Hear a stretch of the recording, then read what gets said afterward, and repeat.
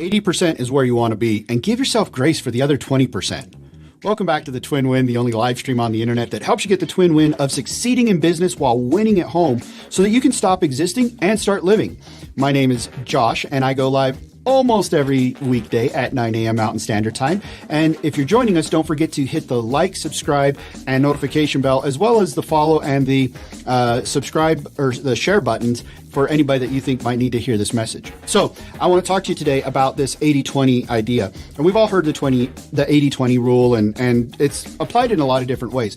But what I found is the best way to apply it when it comes to our productivity and what we're doing is if we can be hitting 80%. So if we have certain goals for the week, certain tasks that need to get done, if we can get 80% of those tasks done, and give ourselves grace for the other 20%, we are actually moving in a very rapid pace.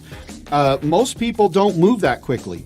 And most people don't get 100% unless they're writing objectives, weekly objectives that are really so simple that they're just more like daily tasks rather than a weekly objective. So when we look at what we're doing, if we can get to 80% of perfect, of what we would expect to be perfect, we are moving at a very rapid pace. And 80% is really kind of where the human species operates. Very few of us ever operate at 100% all the time. In fact, if we did, we'd probably burn out. But I want to talk to you about this other 20%. I used a word earlier, grace. You have to give yourself grace.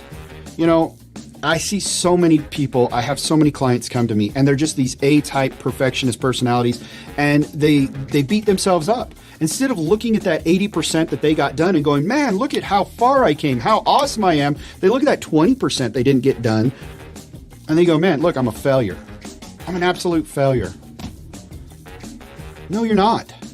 You did 80% today. You did 80% today more than where you were at yesterday. That's huge. That is huge. Okay? So we have to extend ourselves grace. Now, here's the trick. Or I guess maybe the hiccup, the catch-22, is we are better at extending grace to other people than we are to ourselves. We're always our worst critic and our hardest critic. So when you start to beat yourself up, what I want you to think is this. Here's my key. When I start to beat myself up, I take a step back and go, whoa, wait a minute. If this were my employee who got 80% of the way there and 20% not done, would I be saying these exact same things to my employee? Would I be this harsh on them?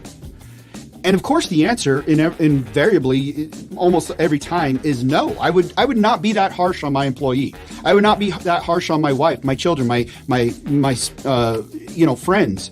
If they did as much as I did that day, they just didn't get all of it done. I would be like, man, you guys got a ton done. You're doing great. Just keep it up. Do the same thing tomorrow. I'd be encouraging.